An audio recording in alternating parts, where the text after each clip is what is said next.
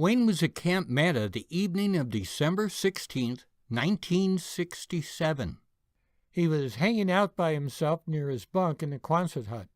His friend, Tony Rangel, another former truck driver, entered and approached him. Tony had been at every duty station with him. "Start packing, Wayne. We're going home." "Stop yanking my chain, Rangel." "Seriously, start packing your stuff." "Are you kidding me?" "No, we're leaving tomorrow morning." "How can that be? We've got another month here." "They're calling it Operation Santa Claus. We arrived at Camp Hovey on Christmas Eve. The Army doesn't want anyone spending a second Christmas here." "Wow, this is unbelievable. Is Mel heading home too?" "Yep. Everyone who arrived when we did has orders to be out of here before Christmas. Apparently, you're the only one that doesn't know this." "When do we head out?" "First thing in the morning. We're leaving for Camp Hovey to turn in our gear. Then we head to Kimpo Air Base to ride that Freedom Bird home." Wayne began high-fiving everyone in the hooch. They were still celebrating when Lieutenant Winston entered. Wayne knew right away something was up. The lieutenant wasn't in charge of the 3rd Platoon.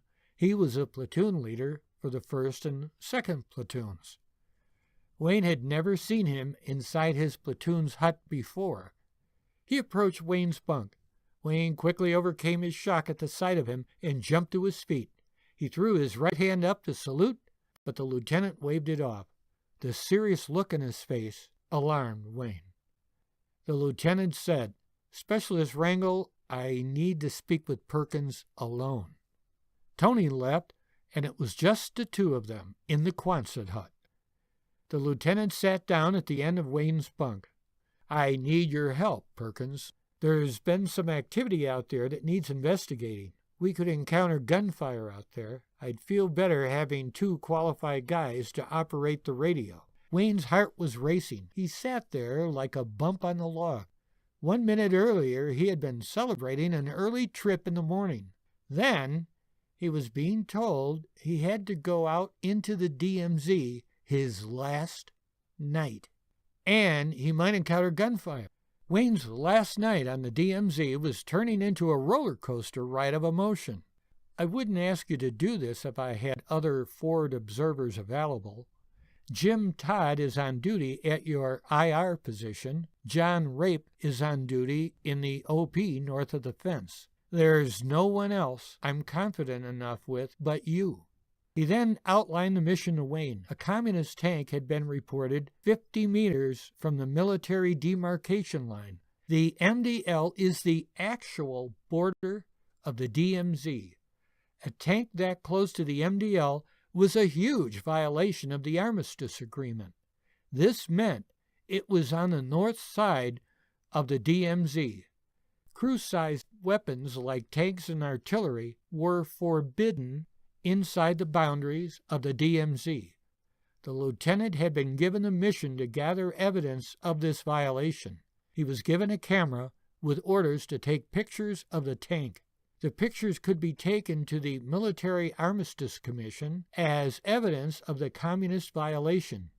"I'm not going to order you to do this. I know the last thing you want right now is to go back out there. Risking your life for one more mission is asking a lot. I know this. I'm only asking because Sergeant McGovern said he could always count on you." "I'll do it, sir." "Are you sure? Lieutenant O'Connell told me you're one of the Operation Santa Claus soldiers. I can't guarantee we'll be back in time for your flight. We need to set up an ambush patrol after the pictures are taken." "You'll be able to take the morning flight on the 18th. "Yes, sir. You can count on me." The words were out of his mouth before he'd even thought about it.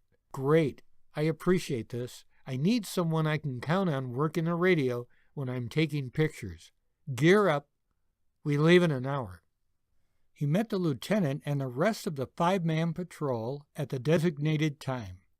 It was late in the afternoon, so the sun was still out. They rode in the back of the truck to the firing range. He test-fired his rifle and climbed back on the truck. The patrol was dropped off a little further up the road at the border fence. There was a gate there that the DMZ was entered through. The gate was near a guard post that had 20 soldiers inside it. The GP overlooked an area known as the Invasion Corridor that was heavily used during the war. Numerous attacks and counterattacks occurred within this corridor. The corridor remained the most likely spot for an invasion by North Korea. Wayne had a few encounters where he had to consider whether to fire his rifle. There was nothing to consider on this patrol about the use of deadly force. He was told during the briefing to shoot anything that moved. The rules of engagement were very simple. When in doubt, take them out. The patrol entered the DMZ and followed an existing path. They hadn't walked very long before encountering a heavily wooded area. One of the guys spotted an anti-personnel mine just off the trail near the woods. There was a dead tree branch lying right next to it. The weather had exposed about 5 inches of the mine. It had probably been there since the war. Finding old mines like that was common. The patrol had a mission, and clearing mines was not part of it. Another patrol would have to deal with it later. They continued toward the woods and on to their destination. The daylight finally faded into night, and it got dark. Really dark. It became difficult to see anything inside the woods. The lieutenant finally had enough and ordered the patrol to stop. The trees blocked everything. It was impossible to navigate without any light from the moon or stars, so he ordered the patrol to stop for the night. An ambush was set up along the path they had followed. Claymore mines were placed on each end of the path. Everyone took up positions 6 feet apart. Wayne was the only one who couldn't follow the 6-foot distance order. He was a radio operator and needed to remain near the lieutenant. There was only 3 feet between them, and Wayne couldn't see the lieutenant. One man took up a position to the right of him. 2 others took up positions to his left. Everyone was laying down and facing toward the north. Wayne laid down on his belly, getting as comfortable as he could. The North Koreans completely ignored the armistice agreement. They were constantly sending soldiers, spies, and kill squads across the border. The idea behind ambush patrols was to catch these infiltrators. Patrols took up positions like Wayne's had done that night. They waited silently while looking and listening for movement.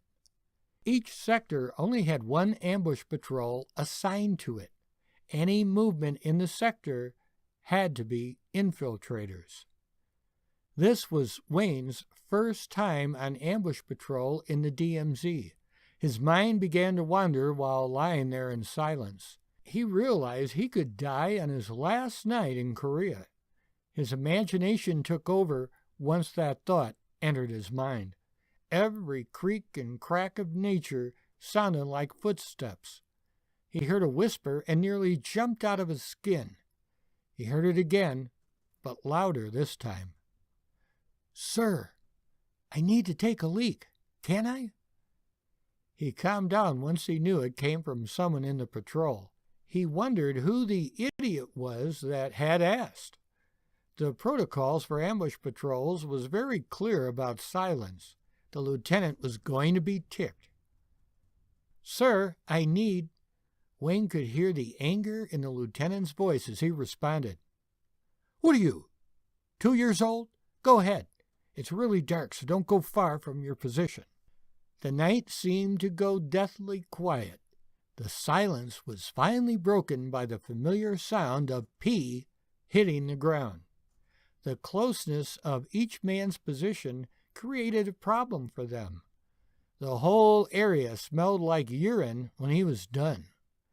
Wayne was certain he could feel the lieutenant's anger rising to a new level. It finally got the best of him. "All right, secure your gear. We're moving to an area about 50 meters away. Set up another ambush position when we get there."